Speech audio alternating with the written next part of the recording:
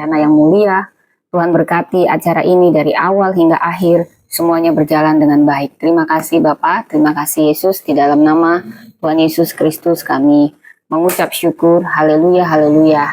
Amin, amin, amin. Shalom semua teman yang ada di YouTube, selamat pagi.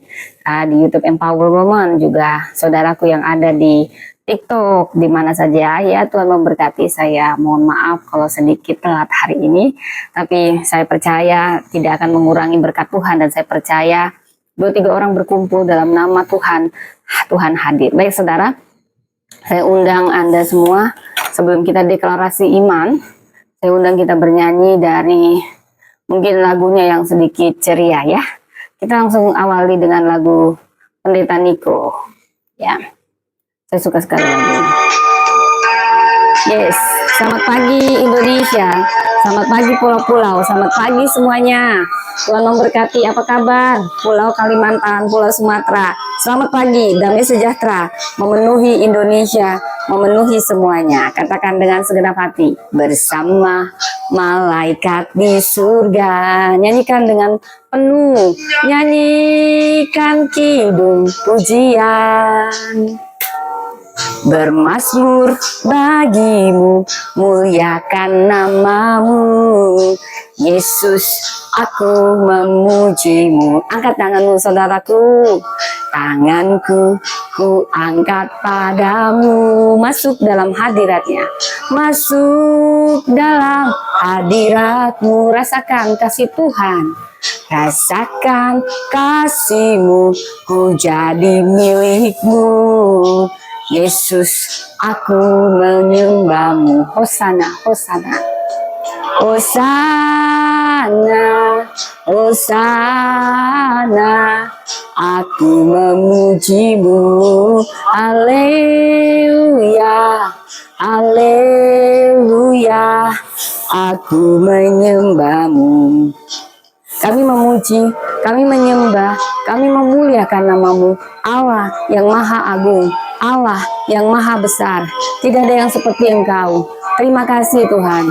Terima kasih untuk semua kebaikan dan kasih-Mu. Bersama malaikat di surga, katakan dengan segenap hati, nyanyikan kidung pujian.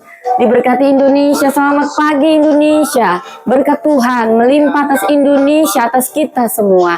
Angkat tanganmu, aku memuji-Mu. Terima kasih, terima kasih. Oh, Tuhanku, angkat tanganmu saudara. Kita mau memuji Tuhan pagi ini. Masuk dalam hadirat-Mu. Rasakan kasih Tuhan, rasakan kasih-Mu, ku jadi milik-Mu. Yesus, aku menyembah-Mu. Hosana, hosana, hosana, hosana, aku memuji-Mu. Haleluya, haleluya, aku menyembah-Mu. Kami memuji, kami menyembah. Selamat pagi semuanya, selamat pagi Bapak. Selamat pagi Yesus, selamat pagi Roh Kudus. Terima kasih untuk berkat-Mu yang baru atas ini, atas hidup kami, atas Indonesia, atas keluarga kami. Katakan bersama malaikat di surga, malaikatnya memenuhi, bernyanyi kan kidung pujian. Nyanyikan dengan segenap hati, bermazmur bagimu, muliakan namamu. Yesus, aku memuji-Mu. Angkat tanganmu saudaraku, tanganku ku angkat padamu. Masuk dalam hadiratnya, masuk dalam hadirat-Mu. Rasakan kasih-Mu, ku jadi milik-Mu.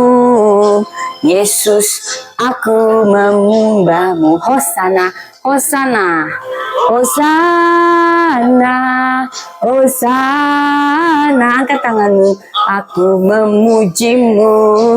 Haleluya, haleluya, aku menyembah-Mu. Hosana, Hosana, aku memujimu. Haleluya, haleluya, aku menyembahmu. Kami memuji, kami menyembah Engkau Raja segala raja. Haleluya, haleluya. Oke saudara, saatnya saya undang Bapak Ibu semua yang ada dimanapun. Kita akan mendeklarasikan iman kita. Kita percaya kuasa dari perkataan. Dan iman kita timbul dari pendengaran akan firman Allah. Dan perlu mendeklarasikan apa yang Anda imani, bukan situasi Anda, tetapi apa yang akan Anda imani atas situasi Anda. Mari saat ini kita deklarasikan dengan segenap hati kita. Katakan dalam nama Yesus, aku berharga yang dimerdekakan. Dalam nama Yesus, aku diampuni, dikasihi, diberkati, dilindungi. Dalam nama Yesus, aku makmur, sehat, dan utuh. Dalam nama Yesus, aku teguh dalam iman, penuh hikmat. Aku berbakat, aku percaya diri, aku kreatif, aku kompeten. Dalam nama Tuhan Yesus, aku disiplin, aku fokus, aku penuh motivasi. Dalam nama Tuhan Yesus, aku diperlengkapi, diurapi, diterima, diakui. Dalam nama Tuhan Yesus, aku pribadi sukses di atas rata-rata karena statusku anak Allah yang maha tinggi. Semua rancangan Tuhan dalam hidupku pasti terjadi. Amin, amin, amin. Anda yang sakit mulai mendeklarasikan dalam nama Tuhan Yesus, aku sudah sembuh. Oleh bilur-bilur darah Kristus, aku disembuhkan.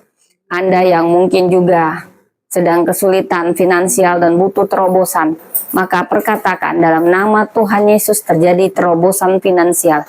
Ada pintu-pintu kesempatan yang Tuhan buka. Aku mengambil bagianku, mempersiapkan dengan maksimal. Dalam nama Tuhan Yesus ada pekerjaan yang terbaik. Paul, ada pekerjaan yang luar biasa. Dalam nama Tuhan Yesus. Saudara, oke, saudaraku yang terkasih, saat ini kita akan membaca firman Tuhan ya. Saya ambil dulu Alkitab saya ini, saudara. Di mana Alkitab saya ya? Ya, hahaha. Oke, ini dia saudara ya. Oke, Paul. Ya, ini anak saya pagi-pagi di sebelah, saudara. Kalau belum saya peluk dia agak-agak ngambek nih. Selamat pagi. Selamat pagi dengan mama. Anak yang luar biasa, anak berbakat, anak percaya diri, anak kreatif, anak kompeten, akan melakukan hal-hal yang besar di dalam nama Yesus. Oke, Paul sekarang mandi dulu ya. Oke, mama mau melayani, nanti Paul gantian melayani kalau udah lancar ngomongnya ya. Nah, itu tadi anak saya, saudara ya. Saya apa adanya aja ya, di sebelah tempat tidur. Tapi saya selalu rindu untuk melayani. Ya, jadi that's okay lah, saudara. Oke? Baik saudara, kita akan membaca firman Tuhan, namun kita nyanyi dulu. Ya, ini nyanyinya kita ambil lagu yang saya sangat suka, saudara. Ya, kita ambil lagunya Semua Baik. Semua baik, semua baik, semua baik. Semuanya baik, amat baik. Apa yang dilakukan oleh Tuhan di dalam kehidupan kita sungguh amat baik. Katakan, Tuhan, Engkau baik. Tuhan, Engkau sangat baik. Tuhan, Engkau amat baik. Terima kasih untuk kebaikan-Mu. Saudara, apakah Anda bangun tidur? Apa yang Anda duluan lakukan? Katakan terima kasih untuk kebaikan-Mu. Kita nyanyikan. Tetapkan hidupku dalam tangan-Mu.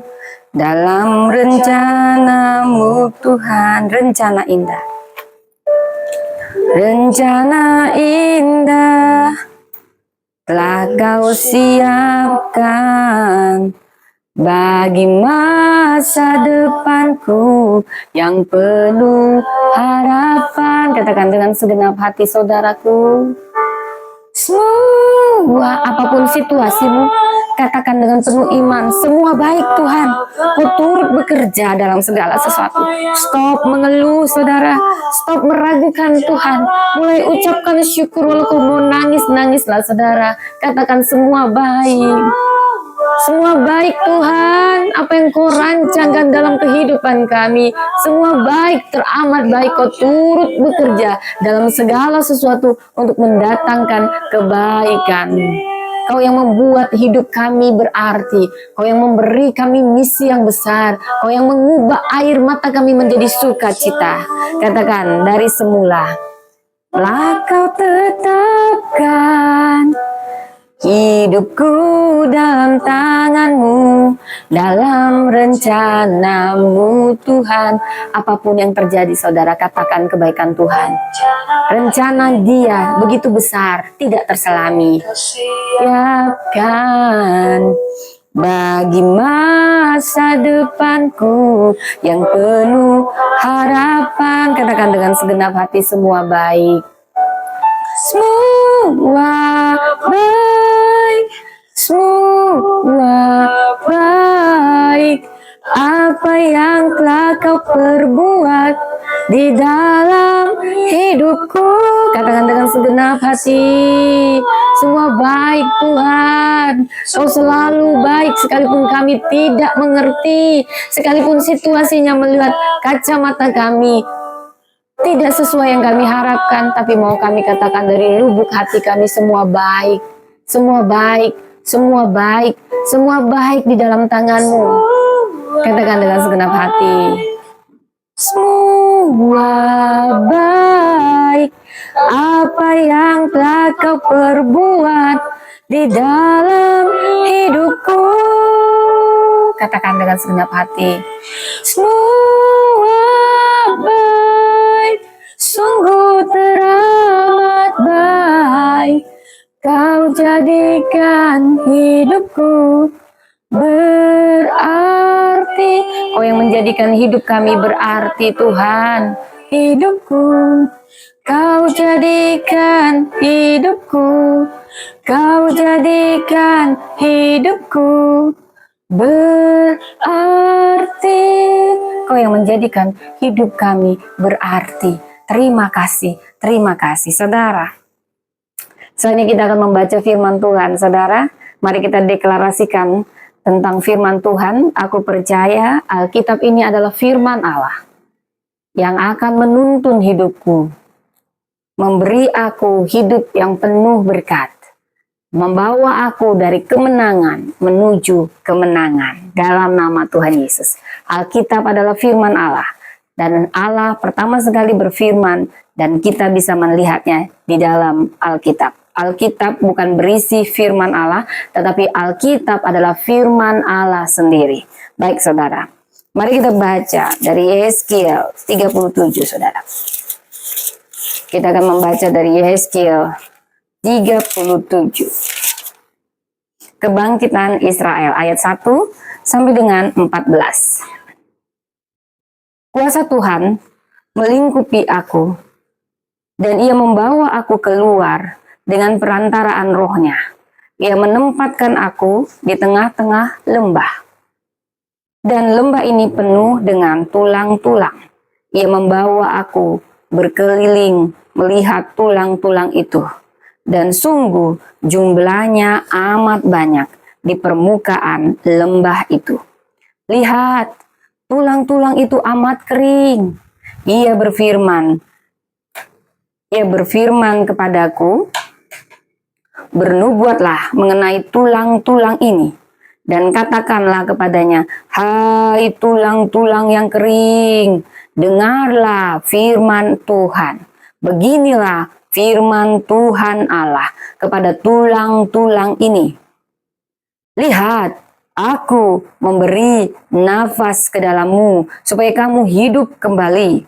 Aku akan memberi urat-urat padamu dan menumbuhkan daging padamu, serta menutupi kamu dengan kulit.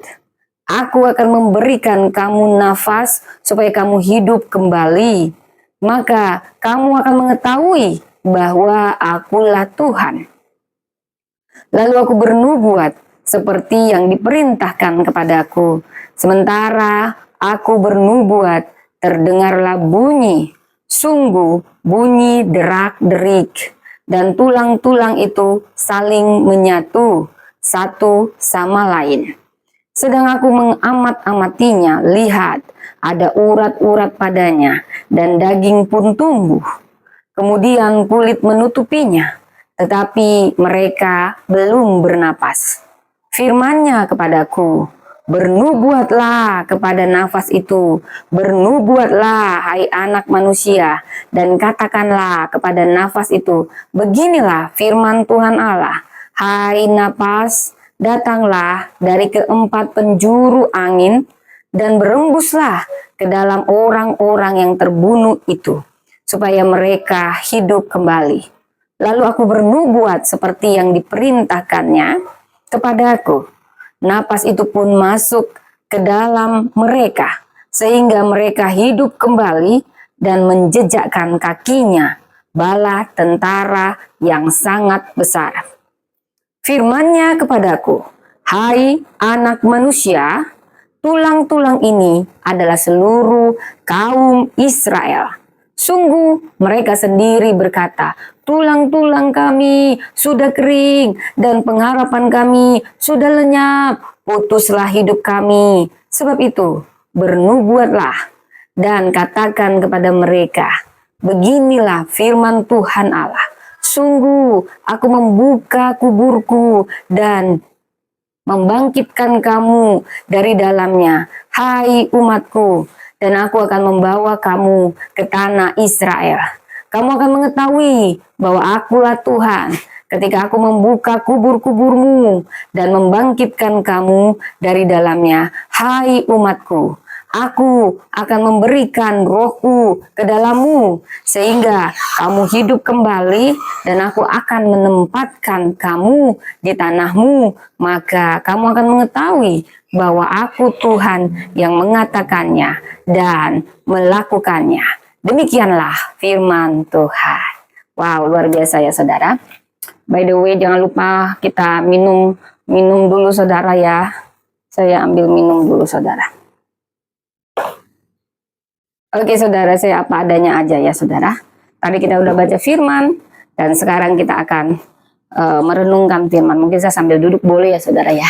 Oke, selamat datang bagi Anda yang baru bergabung di acara Membangunkan Fajar. Bagi Anda yang ada di yang ada di YouTube dan yang ada di TikTok tentunya. Selamat pagi, selamat hari Kamis. Baik saudara, sebentar kita akan mendengar firman Tuhan saudara. Mari saya undang kerendahan hati Bapak Ibu sembari Anda mungkin melakukan aktivitas, karena memang acaranya agak telat saudara. Saat ini saya juga ngantar anak. Tapi saya percaya 1 jam bersama Tuhan akan mengubah 23 jam kita berikutnya. Ketika kita duduk tenang mendengarkan firman Tuhan, walaupun Anda mau nyambi, itu mempersiapkan Anda untuk menghadapi 24 jam, 23 jam berikutnya. Baik saudara. Tuhannya Allah sih, padahal pihak LAI sudah menyatakan. Memang Tuhan Allah, LAI nggak ada hubungannya, tetap aja Tuhan Allah ya. Makanya baca Alkitab aja ya. Oke, ini tadi ada orang-orangnya. Selamat pagi, ada Samuel Yeskiel, Yoki FC Regar ya. Mari menyembah Allah saja, tidak ada Tuhan selain Allah. Ya, memang betul tidak ada Tuhan selain Allah. Allah Bapa, Anak, dan Roh Kudus, ketiganya yang esa. Ya, kami berdoa kamu bisa mengalami perjumpaan pribadi dengan Sang Juru Selamat, satu-satunya jalan, bukan amal Anda, bukan apapun yang Anda lakukan yang membuat Anda layak ke surga. Ya, kalau Anda mendengar ini adalah suatu anugerah.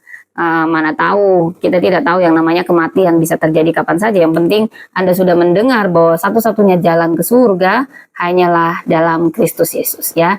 Jadi karena kami mengasihi Anda, kami berharap Anda bisa menerima Kristus sebagai Tuhan dan Juru Selamat. Amin saudara, amin yang di YouTube ya. Yang di YouTube semuanya haleluya ya, haleluya. Oke saudara. Baik semuanya, ada Samuel Yeskiel semuanya ya, Tuhan memberkati. Ada Aam, siapapun Anda, saya menghargai, kita bertoleransi. Kalau Anda keberatan ya, jangan pernah menghina orangnya, Tuhannya orang Kristen ya saudara ya. Mau itu bukannya Tuhannya orang Kristen aja, Tuhan seluruh dunia ini. Tuhan yang menciptakan dunia ini, langit dan bumi, ya. Bukan Tuhannya orang Kristen. Orang Kristen hanya menyembah Allah yang benar, Allah pemilik semesta, pencipta semesta, Allah yang maha kasih, Allah yang maha tahu, Allah yang maha adil. Dan Dia adalah Allah Bapa, Anak, dan Roh Kudus, ketiganya yang esa. Anda suka atau tidak suka, tetapi kebenarannya itulah.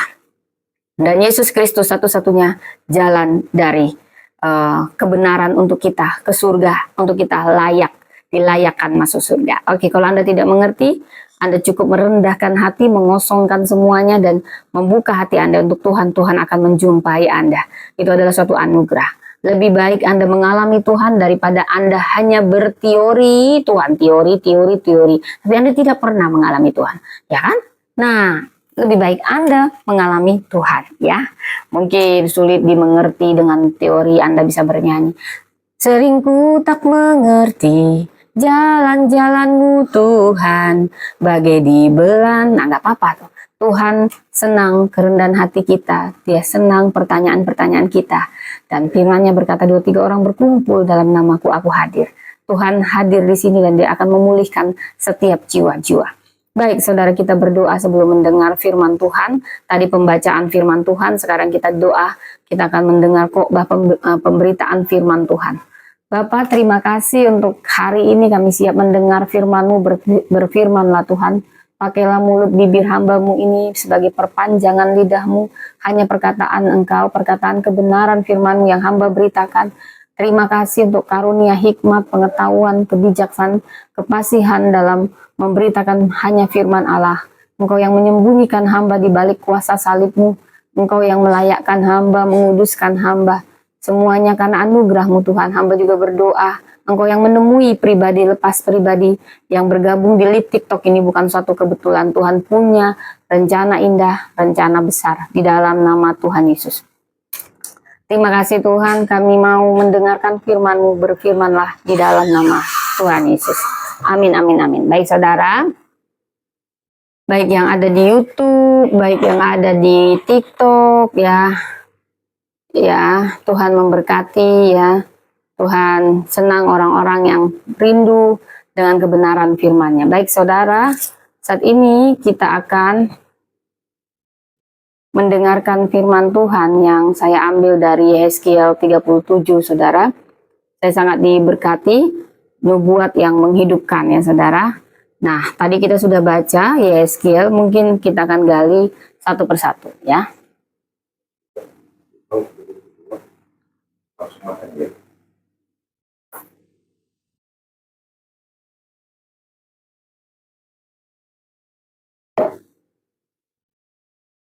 Baik saudara,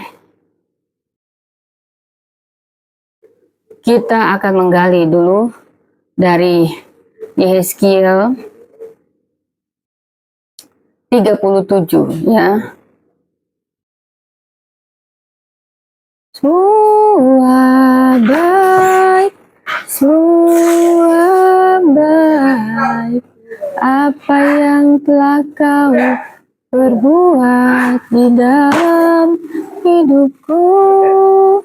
Semua baik, sungguh. Nanti ke bawah aja makannya. Besok belanja atau sekarang? Boleh sekarang, boleh besok. Ini saya lagi live. Oke. Shalom yang ada di YouTube, yang ada di sini. Tulang kering Yehezkiel. Oke, saudara. Kita akan membaca, ya, saudara. Tadi kita sudah baca Yehezkiel 37. Ya, ini saudara, saya sambil di tengah-tengah keluarga saya, saudara. Jadi tidak masalah.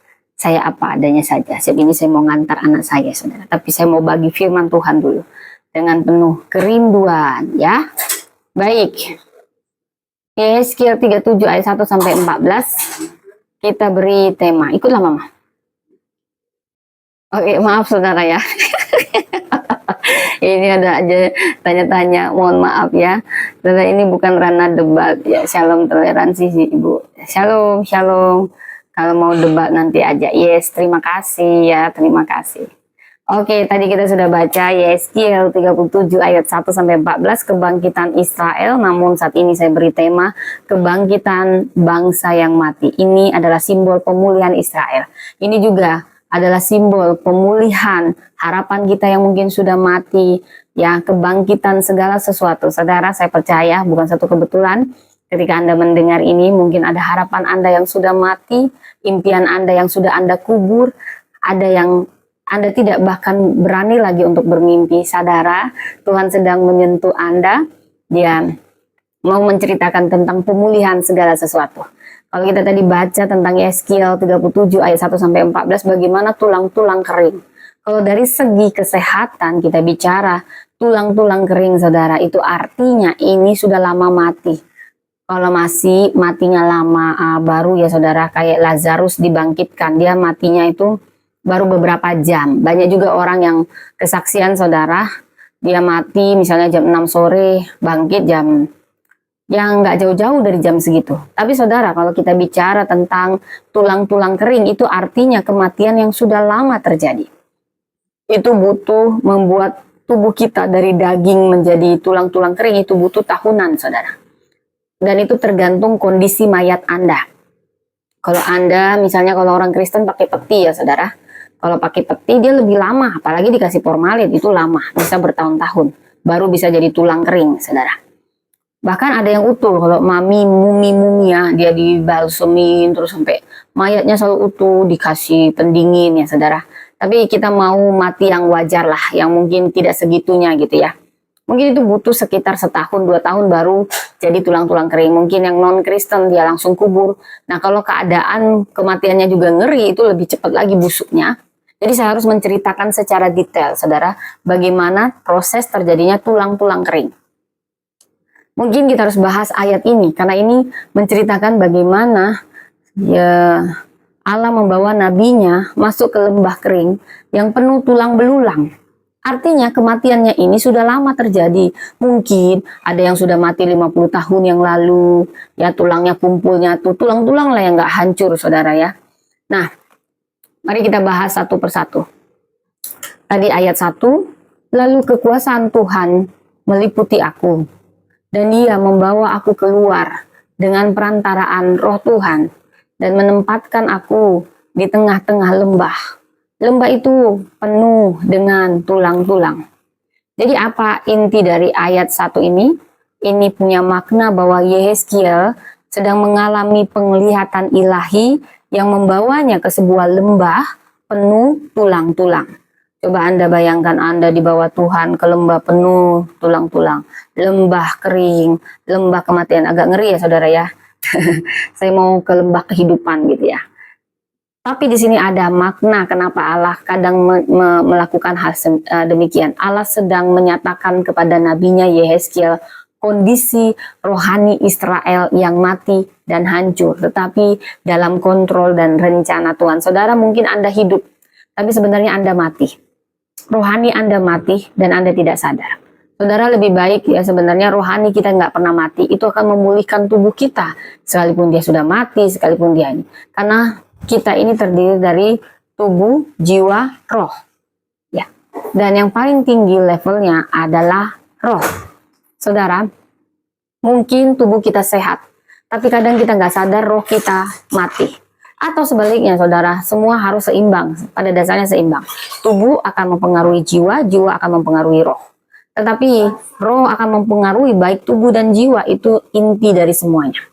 Apapun yang mati, itu bisa dibangkitkan oleh roh yang tetap hidup dan menyala. Karena itu jangan lupa memberi makanan rohani pada rohmu, saudara ya.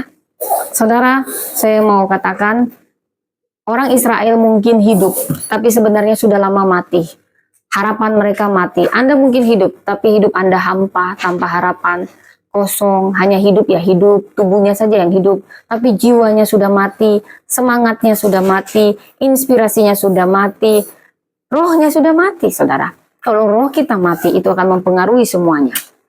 Tapi kalau roh kita nyala, walaupun tubuh kita sakit, itu bisa disembuhkan dengan kekuatan roh kita bersama Tuhan, di dalam Tuhan. Saudara, kita akan membaca dari ayat 2. Ia membawa aku melintasi tulang-tulang itu sekeliling lembah, dan sungguh amat banyak di lembah itu, dan sungguh amat kering. Jadi inti dari ayat ini, tulang-tulang itu bukan hanya banyak, tapi sudah sangat kering. Ini menunjukkan kematian total. Ini punya makna teologis. Bangsa Israel telah lama dalam kondisi keterasingan dan keputusasaan. Mereka mati secara harapan dan rohani. Saudara, bila kita membaca dari ayat 3, saudara, lalu ia berfirman kepadaku, hai anak manusia, dapatkah tulang-tulang ini hidup kembali? Aku menjawab, ya Tuhan Allah, Engkaulah yang mengetahui. Jadi ada makna inti dari sini. Tuhan bertanya kepada Yehezkiel. Dan saya juga percaya mungkin Tuhan bertanya kepada Anda semua yang sudah mulai mati harapannya. Mati segala sesuatu walaupun tubuh Anda masih hidup, saudara. Ini pertanyaan juga buat kita semua. Untuk menguji iman kita tentang kemungkinan kebangkitan dari situasi yang mustahil. Dunia mungkin katakan, mustahil, yang realistis. Mustahil, yang realistis. Tapi ini punya makna teologis yang dalam, saudara. Dan Yehezkiel berkata, ya Tuhan Allah, Engkaulah yang mengetahui. Artinya, hanya Engkau yang bisa membangkitkan harapan dan kehidupan, bahkan dari situasi yang mati total. Kemudian ayat 4, saudara, lalu firman-Nya kepadaku, bernubuatlah mengenai tulang-tulang ini, dan katakanlah kepada mereka, hai tulang-tulang yang kering, dengarlah firman Tuhan. Hai tulang-tulang yang kering, dengarlah firman Tuhan. Ini punya makna yang dalam. Tuhan menyuruh Yehezkiel, dan saat ini saudara, bukan suatu kebetulan Anda mendengar firman ini. Tuhan juga sedang menyuruh kita semua mulai bernubuat. Tulang-tulang di sini adalah apa yang sudah lama mati dalam keluarga Anda. Mungkin harapan sudah lama mati. Mungkin memang betul ada kematian. Kematian orang tua yang kita sayangi membuat harapan kita mati. Kematian anak yang kita sayangi membuat harapan kita mati. Saudara, saya tidak sedang katakan membangkitkan orang yang sudah mati ya saudara. Bukan, tapi harapan di dalam kita kadang ikut terkubur dengan orang yang kita kasih. Saatnya Anda bernubuat, Anda sedang disentuh oleh Tuhan. Mungkin Anda tidak sadar. Itu terkubur dengan sesuatu yang mengecewakan. Saudara, firman ini untuk kita semua. Firman ini sedang memberi kita kehidupan. Peter pakai bajunya semuanya. Maaf ya saudara, anak saya. Pakai. Ya, itu anak saya saudara ya. Saya sangat mengasihi anak saya. Oke. Kemudian saudara, Tuhan menyuruh Yehezkiel bernubuat kepada tulang-tulang. Firman Tuhan memiliki kuasa untuk memberi hidup, bahkan yang mati pun dapat merespon firman jika Tuhan berkehendak, saudara. Dan kita masuk kepada ayat 5, saudara. Beginilah firman Tuhan Allah kepada tulang-tulang ini. Aku memberi napas hidup di dalammu, supaya kamu hidup kembali. Jadi makna inti janji Allah untuk menghembuskan napas hidup. Ini janji Tuhan, saudara. Dia katakan, beginilah firman Tuhan Allah, pakai sepatunya, kepada tulang-tulang ini. Inilah firman Tuhan Allah kepada semua yang mati dalam kehidupanmu. Harapanmu yang sudah lama mati, ini firman Tuhan Allah. Aku akan memberi nafas hidup di dalammu, supaya kamu hidup kembali. Tuhan akan memberi kita nafas hidup, supaya kita hidup kembali, saudara. Janji Allah untuk menghembuskan napas hidup, saudara. Ini punya makna yang dalam. Ini mengacu pada Roh Kudus yang memberi hidup baru. Simbol pemulihan dan penciptaan kembali. Saudara, luar biasa sekali napas hidup yang memulihkan dan membawa suatu hal yang luar biasa, sangat menakjubkan. Ya. Kemudian di ayat 6, saudara, aku akan memberi urat-urat padamu dan menumbuhkan daging padamu. Aku akan menutupi kamu dengan kulit dan memberikan kamu napas hidup, sehingga kamu hidup kembali. Dan kamu akan mengetahui bahwa akulah Tuhan. Ini punya makna yang dalam. Apa arti dari ayat ini aku akan memberi. Tadi kalau di ayat yang kelima, beginilah firman Tuhan, beginilah saudara ini juga, beginilah firman Tuhan untuk apapun yang sudah mati dalam kehidupanmu. Tuhan akan memberi nafas hidup. Tuhan akan membangkitkan apa yang lama mati di dalammu. Yang mungkin kau tidak sadar dia sudah mati. Harapanmu mati, ketika anakmu mati, ketika ibumu mati, ketika kekasihmu mati, ketika suami atau istrimu mati. Saudara, Tuhan akan menghidupkan itu. Bukan menghidupkan tulang-tulang dia yang di kuburan, saudara. Tapi harapan yang mati, keadaan yang mati, yang stagnan. Dia memberi napas hidup di dalam kita supaya kita hidup kembali. Saudara, di ayat 6, bahkan secara pelan-pelan ada proses. Aku akan memberi urat. Jadi kalau saya orang kesehatan juga, saudara, pertama itu tulang, lalu ada yang namanya urat-urat, lalu setelah urat-urat daging. Jadi itu ada prosesnya, gung gitu ya, saudara. Ini aku akan memberi urat-urat padamu dan menumbuhkan daging padamu. Aku akan menutupi kamu dengan kulit dan memberikan kamu nafas hidup sehingga kamu hidup kembali dan kamu akan mengetahui bahwa akulah Tuhan. Jadi inti makna ayat ini, Allah menggambarkan tahap demi tahap kebangkitan, restorasi menyeluruh. Jadi ada makna teologis yang dalam di sini. Pemulihan Allah bersifat menyeluruh. Dia melakukannya tahap demi tahap sesuai dengan kondisi kita, saudara. Tidak ada yang langsung dipulihkan, gitu, saudara. Karena Tuhan tahu keterbatasan kita. Bukan dia yang terbatas, tetapi kita yang terbatas. Sehingga dia melakukan tahap demi tahap supaya kita juga bergantung penuh kepada Tuhan. Ya, saudara, sebentar. Saya mau tutup ini dulu.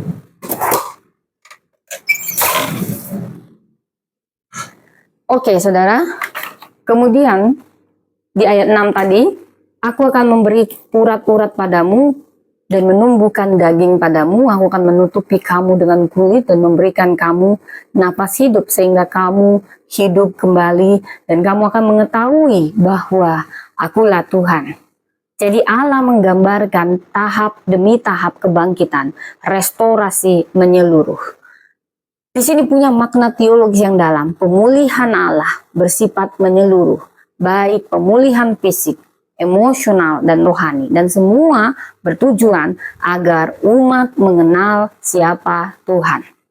Bila kita membaca dari ayat 7, saudara, lalu aku bernubuat seperti diperintahkan kepadaku, dan ketika aku bernubuat kedengaranlah bunyi, sungguh suatu bunyi berderak-derak dan tulang-tulang itu bertemu satu sama lain.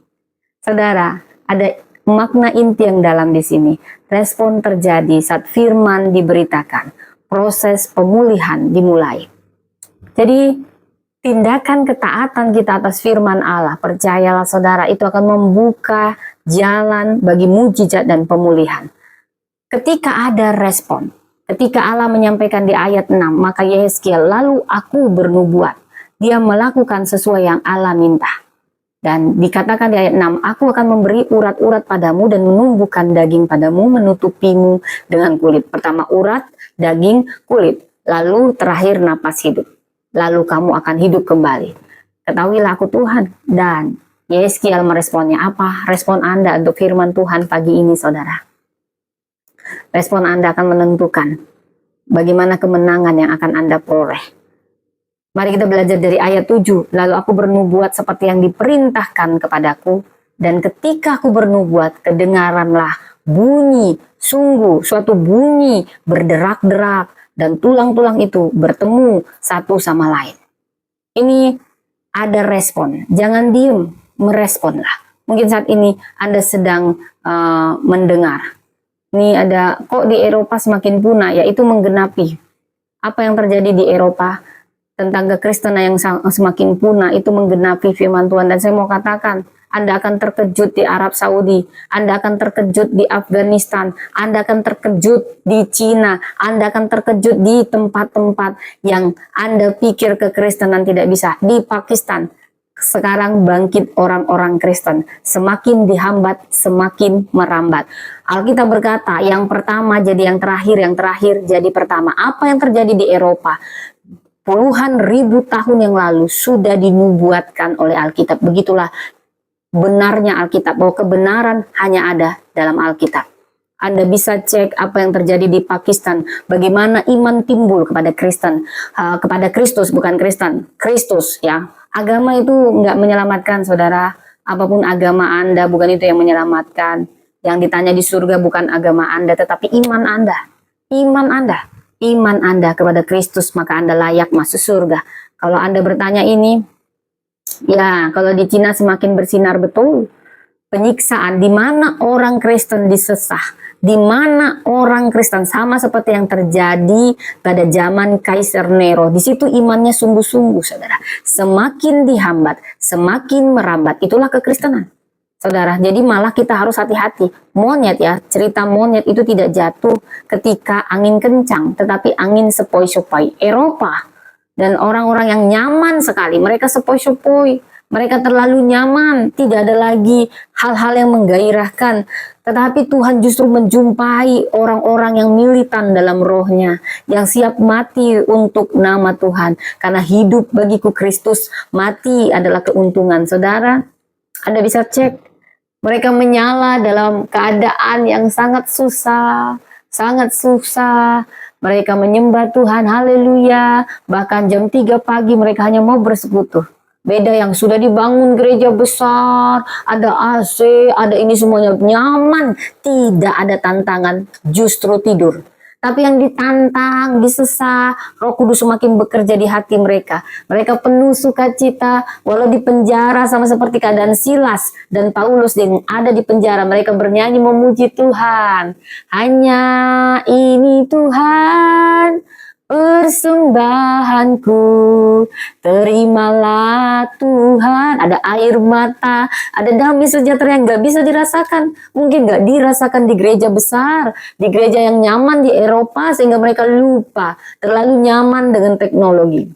Tapi ketika iman mereka ditantang, mau jual Yesus, mau jadi YouTuber terkenal, mau jadi TikToker terkenal, nanti ya di saat Lebaran semua rame-rame mualaf, kemudian permalukan Yesus. Tetapi hati mereka hampa. Oh, apakah surga milikku? Aku punya ketenaran, aku punya harta. Oh, aku sudah jual Yesus, mempermalukan Yesus. Kami rame-rame mempermalukan Yesus. Selalu ada konsekuensi. Kau menjual sesuatu yang sangat berharga untuk sesuatu yang sangat panah. Sekalipun kau jadi YouTuber terkenal, TikToker terkenal, artis terkenal, itu hanya membuatmu hampa.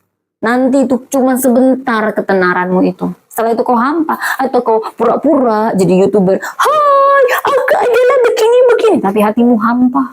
Karena kau sudah menjual yang paling penting untuk sesuatu yang tidak penting.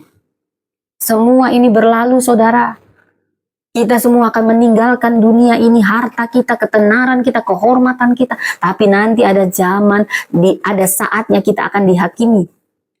Gak penting kok jadi YouTuber terkenal, gak penting kok jadi TikTok terkenal. Kau mungkin besok langsung mati, nerakalah tempatmu. Ada yang berharga kau jual-jual untuk tidak berharga. Mungkin kau ditekan-tekan, mau terkenal tidak, mau jadi artis terkenal tidak di Indonesia, jual imanmu. Silahkan kau menjualnya. Ada yang tidak bisa dibeli, saudara. Sukacita dari dalam. Orang-orang Kristen, ketika mereka dibakar untuk iman mereka, mereka tersenyum. Saudara, itu merinding menceritakannya, saudara. Wah, ini dunia apa sih?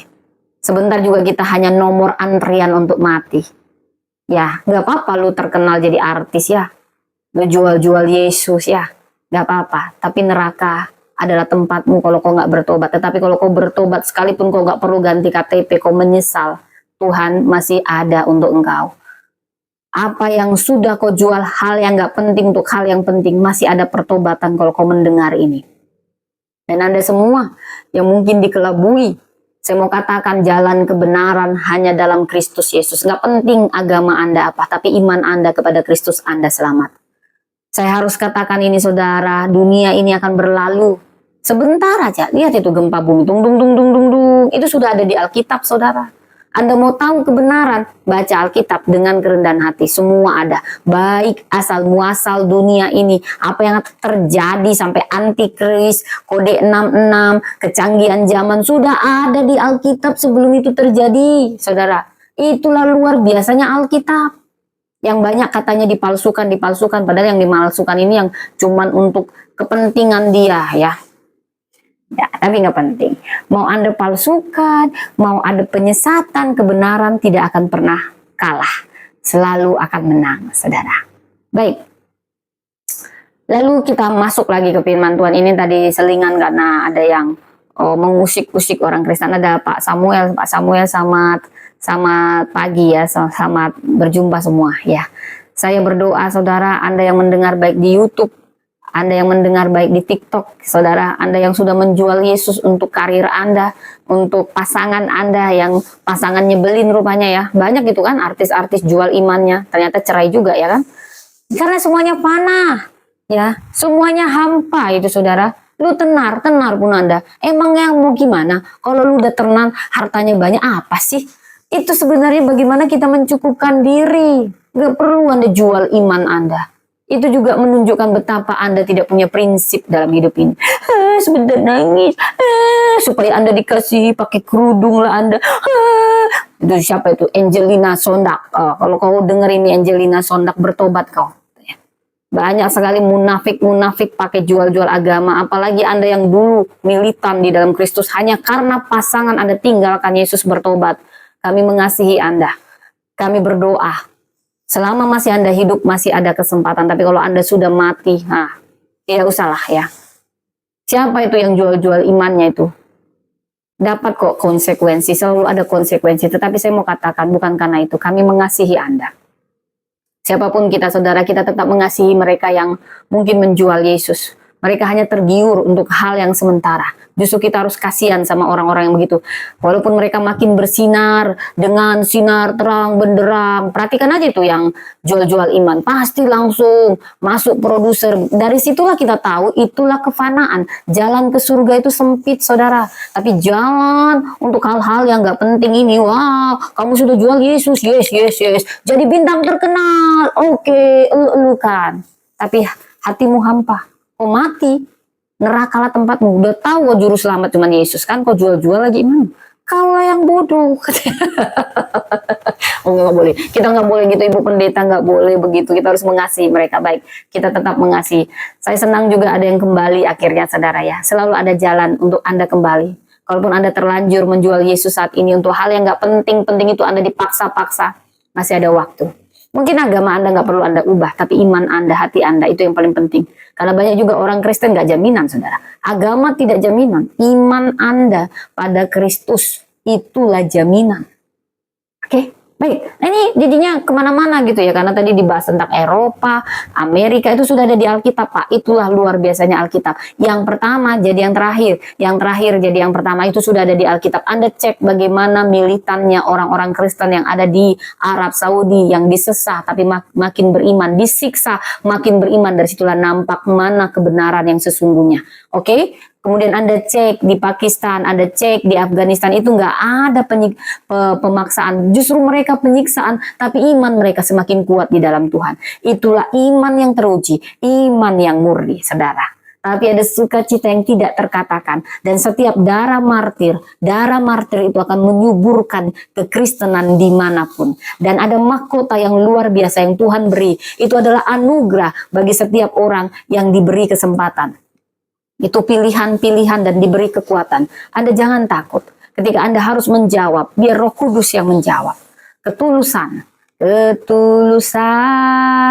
dan kemurnian. Tuhan kau segalanya. Tuhan tidak cari yang mampu, saudara. Dia cari yang mau. Dan kalau kita mau jadi pengikutnya, kita harus siap pikul salib. Saudara, saya menguatkan buat para misionaris dimanapun Anda berada saat ini. Tuhan tidak pernah meninggalkan, justru Tuhan sangat dekat pada orang-orang yang remuk hati. Terutama karena disesah demi iman. Tidak ada yang sia-sia untuk perjuangan Anda demi iman Anda.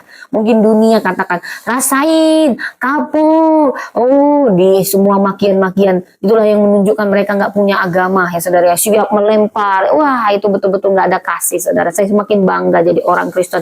Rasain, bunuh, halal, halal, halal. Itulah yang menunjukkan betapa tidak halalnya tindakan Anda. Ya, ada hanya kebencian, kebencian, najis, najis, ya kan, macam paling betul aja Anda ya. Kayak apa itu tuh? Aduh, serang, bunuh ya. Beda memang kasih Tuhan, saudara. Baik, kita jadinya nggak kemana-mana ya saudara ya. Kita balik lagi ke ayat 8. Sedang aku melihatnya, sungguh pada tulang-tulang itu tumbuh urat-urat, daging tumbuh padanya dan kulit menutupinya, tetapi mereka belum bernapas. Di sini tubuh sudah terbentuk, tapi belum hidup. Mungkin dulu tulang-tulang, muncullah urat-urat, muncullah daging, muncullah kulit, tapi belum bernapas. Artinya kehidupan, satu-satu penentunya ada napas kehidupan, baru dikatakan hidup. Ini struktur luar biasa dibangun, tetapi kehidupan sejati datang dari Roh Allah. Ayat 9 saudara saya bacakan. Maka firman-Nya kepadaku, bernubuatlah kepada napas hidup itu, bernubuatlah hai anak manusia, dan katakan kepada nafas hidup itu, beginilah firman Tuhan Allah, hai nafas hidup, datanglah dari keempat penjuru angin dan berhembuslah ke dalam orang-orang yang terbunuh ini supaya mereka hidup kembali. Jadi inti maknanya Tuhan menyuruh Yehezkiel memanggil napas kehidupan dari segala penjuru. Ini punya makna teologis yang dalam. Roh Allah bebas dan berdaulat. Dia mampu menghidupkan kembali bangsa yang telah mati. Dia mampu menghidupkan kembali harapan Anda yang telah mati. Saudara, kita masuk ke ayat 10. Lalu aku bernubuat seperti diperintahkannya kepadaku, dan napas hidup itu masuk ke dalam mereka, sehingga mereka hidup kembali. Lalu mereka bangkit dan berdiri, suatu tentara yang sangat besar. Setelah roh masuk, mereka hidup dan menjadi pasukan besar. Ini gambaran pemulihan rohani dan kebangkitan umat Allah menjadi kuat dan berfungsi. Kemudian ayat 11, firman-Nya kepadaku, hai anak manusia, tulang-tulang ini adalah segenap kaum Israel. Sungguh mereka sendiri berkata, tulang-tulang kami sudah menjadi kering, harapan kami sudah lenyap, kami telah hilang. Saudara, ada mana inti penjelasan Tuhan? Tulang-tulang adalah gambaran Israel yang putus asa. Ketika umat merasa tidak ada lagi harapan, Tuhan masih berbicara dan bekerja. Oleh sebab itu, bernubuatlah dan katakan kepada mereka, beginilah firman Tuhan Allah, hai umatku, aku akan membuka kubur-kuburmu dan membangkitkan kamu dari dalamnya dan membawa kamu ke tanah Israel. Makna inti di sini saudara, janji pemulihan total dari kematian kepada kehidupan dan kembali ke tanah perjanjian. Ini punya makna teologis. Allah berdaulat atas hidup dan kematian. Ia berjanji akan memulihkan umatnya ke dalam rencananya, saudara. Ada janji, janji yang manis Dia telah serahkan. Ya, jadi percayalah janjinya. Saudara, kemudian ada Peter. Halo Peter, terima kasih Peter, terima kasih doanya dan semangatnya. Oke, ayat 13 berkata, dan kamu akan mengetahui bahwa akulah Tuhan pada saat aku membuka kubur-kuburmu dan membangkitkan kamu dari dalamnya, hai umatku. Ini punya inti yang dalam bahwa tujuan Tuhan adalah pemulihan dan pengenalan akan Tuhan. Tuhan kita begitu baik. Kita ini kadang nyebelin, susah banget mengerti, tapi Dia tidak pernah menyerah untuk kita, saudara. Dia mengatakan bahwasanya aku akan memulihkan. Kadang kita yang buat sudah disusun oleh Tuhan baik-baik, kita buat jadi amburadul, tapi Tuhan ingin selalu memulihkan. Kalau iblis selalu ingin membinasakan, selalu berbohong, bapa segala pembohong, tujuannya hanya satu, membinasakan. Tetapi Tuhan kadang walaupun sakit saudara, sakit Tuhan sakit, tapi tujuan Tuhan adalah pemulihan. Enak-enak dikasih iblis, ayo, ini uang. Tapi tujuannya membinasakan. Karena uang di tangan yang salah, itu membinasakan, saudara. Semua karya Tuhan bertujuan membawa umat Tuhan kembali pada pengenalan dan penyembahan yang benar. Bila kita membaca Yeskiel 37 ayat 14, aku akan memberikan rohku ke dalammu, sehingga kamu hidup kembali, dan aku akan menempatkan kamu di tanahmu, maka kamu akan mengetahui bahwa aku Tuhan yang mengatakannya dan membuatnya. Demikianlah firman Tuhan. Ada makna inti di sini. Tuhan menjanjikan rohnya dan tempat bagi umatnya. Ada makna teologis yang dalam. Roh Kudus adalah meterai kehidupan dan pemulihan. Allah menggenapi janjinya melalui kuasa Roh Kudus. Saudara, dalam hidup ini ada banyak keletihan, putus asa, kekeringan. Mungkin Anda masih hidup tapi sebenarnya Anda seperti sudah mati, sudah kering karena ada putus asa. Tapi Tuhan berfirman saat ini siapapun Anda, bukan suatu kebetulan Anda bergabung di acara ini. Ketika firman itu keluar dan Anda meresponnya dengan benar, seperti kita membaca dari Yeskiel 37 ayat 1 sampai 14, bahkan tulang-tulang kering yang sudah lama mati bisa hidup kembali. Apalagi harapan Anda itu bisa hidup kembali. Di dalam Tuhan tidak ada yang mustahil.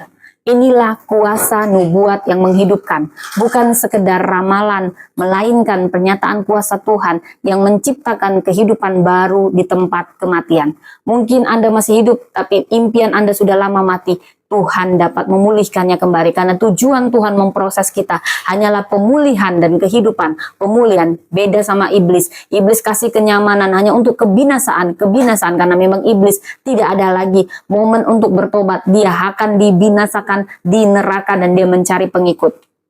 Saudara, Tuhan begitu mengasihi kita. Dia ingin restorasi, pemulihan. Ayat 6, Yeskiel 37 ayat 6. Aku memberi urat-urat padamu dan menumbuhkan daging padamu. Aku akan menutupi kamu dengan kulit. Intinya di sini, Tuhan memulihkan bagian demi bagian dalam hidup kita. Tulang-tulang yang berserakan dikumpulkan dan disatukan kembali. Ada pesan ilahi di sini, tidak ada bagian hidup yang terlalu rusak untuk dipulihkan oleh Tuhan. Saat hidup kita terpecah oleh trauma, mungkin saudara ada trauma, ada kegagalan atau dosa, Tuhan bisa menyatukannya kembali, percayalah. Yoel 2:25 berkata, aku akan memulihkan kepadamu tahun-tahun yang hasilnya dimakan habis oleh belalang. Mazmur 23 ayat 3 berkata, Tuhan menyegarkan jiwaku, Tuhan akan menyegarkan engkau semuanya, yang jiwanya mulai hampa. Yang kedua, Tuhan ingin kehidupan bagi kita. Setan hanya maunya kematian, makanya lambang setan tengkorak. Jangan suka pakai tengkorak, itu lambang kematian. Pakailah salib, lambang kehidupan dari kematian, saudara. Ayat 5, aku memberi napas hidup di dalammu supaya kamu hidup kembali. Intinya di sini, setelah struktur dipulihkan, Tuhan meniupkan napas kehidupan. Roh Kudus ini yang menghidupkan. Saudara, pesan ilahi di sini, hidup sejati dimulai saat Roh Allah masuk ke dalam kita. Gereja bisa hidup secara bentuk, tapi mungkin Roh Kudus, hanya Roh Kudus, bukan mungkin, hanya Roh Kudus yang menghidupkan hati umat. Keluarga bisa harmonis secara luar, tetapi tanpa Roh Kudus tidak ada kehidupan sejati. Undang dia masuk ke dalam. Dalam Yohanes 6 ayat 63 dikatakan, rohlah yang memberi hidup, daging sama sekali tidak berguna. Tuhan Allah membentuk manusia dari debu tanah dan menghembuskan napas hidup ke dalam hidupnya. Dan yang ketiga, Tuhan hanya ingin memberi kita pengharapan, hope, tulang-tulang kami sudah kering, harapan kami sudah lenyap. Mungkin ada harapan di antara Anda yang sudah lama Anda kubur. Saat ini Tuhan ingin memulihkan pengharapan itu. Firman ini untuk Anda. Katakan yes, amin. Terima, terima. Israel tidak punya harapan, tapi Tuhan membuktikan Dia sumber harapan bahkan di tengah kematian. Nubuat Allah menyalakan kembali apa yang telah padam. Saat kita berkata tidak ada jalan keluar, Tuhan berkata, aku akan membuka kuburmu. Allah yang menghidupkan orang mati, Dia juga yang menjadikan dengan firman-Nya apa yang tidak ada jadi ada. Tuhan mengetahui rancangan apa yang ada padanya tentang kita, yaitu hanya damai sejahtera, bukan kecelakaan, untuk memberi kepada kita harapan yang penuh harapan, saudara. Hidup yang penuh harapan. Jadi nubuat yang menghidupkan bukan sekedar suara masa depan. Ini melainkan nafas kehidupan dari Tuhan saat sekarang. Bahkan lembah-lembah tulang kering sebagai lembah hidup kita, penuh kenangan pahit, luka batin, impian mati. Tapi saat firman Tuhan dinyatakan, rohnya diundang, tulang-tulang itu tidak hanya berkumpul, tapi bangkit seperti tentara besar. Tuhan tidak hanya ingin memulihkan kita di luar, Dia ingin lebih dulu menghidupkan kita kembali. Melalui nubuat Tuhan menyampaikan bahwa masa depanmu belum berakhir. Nafasnya sanggup membangkitkan bagian hidup apapun yang mati di dalam hidupmu. Bahkan pengharapanmu yang mati, masih ada pengharapan di dalam Tuhan, karena Tuhan sendiri adalah harapan itu. Yang perlu kita pertanyakan, apakah kita bersedia membuka hati kita dan berkata, Tuhan, bernubuatlah atas lembah hatiku yang kering agar hidup, supaya aku hidup kembali. Jawablah itu, saudara. Firman Tuhan itu menghidupkan. Kuasa firman itu membentuk dan menciptakan. Roh Allah itu memberi hidup. Baik, mari kita berdoa doa yang diajarkan Tuhan Yesus. Doa Bapa kami. Bapa kami yang di surga, dikuduskan namamu. Datanglah kerajaanmu, jadilah kehendakmu di bumi seperti di surga. Berilah kami pada hari ini makanan kami yang secukupnya. Dan ampunilah kami akan kesalahan kami, seperti kami juga mengampuni yang bersalah kepada kami. Terima kasih Tuhan, hamba-Mu sudah selesai berfirman, tetapi Kau tidak pernah selesai berfirman untuk kami hidup kembali. Terima kasih atas firman-Mu yang menghidupkan harapan kami, apapun yang mati di dalam kami, hidup saat ini di dalam nama Yesus. Saudara, terimalah berkat Tuhan ini. Tuhan menghadapkan wajahnya kepada kita dan menyinari kita dengan kasih karunia-Nya. Diberkatilah keluarga kita, anak cucu kita, semua yang ada pada kita diberkati Tuhan, dijadikan berhasil untuk kemuliaan namanya. Bapa, terima kasih. Bapa, terima kasih. Bapa, terima kasih. Oh, Bapa di dalam surga, ku berterima kasih. Amin, amin, amin, amin, amin. Sampai jumpa sahabat yang ada di YouTube. Terima kasih, Tuhan memberkati.